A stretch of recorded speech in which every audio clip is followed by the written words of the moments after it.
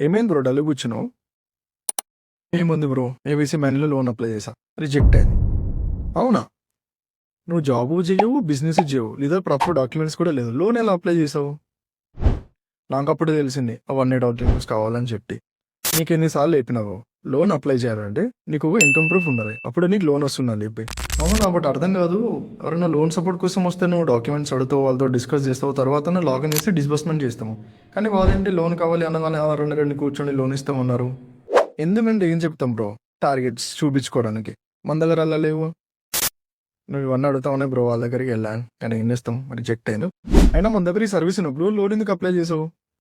నువ్వు సినిమా తీయడానికి లోన్ ఇవ్వను అన్నావు, వాళ్ళు షార్ట్ ఫిల్మ్ చేయడానికి లోన్ ఇస్తారని వెళ్ళా, రిజెక్ట్ అయ్యాను. సరే, ఎప్పుడైనా గుర్తుపెట్టుకో, నీకు లోన్ కావాలంటే నువ్వు జాబ్ అయినా చేయాలి, బిజినెస్ అయినా చేయాలి.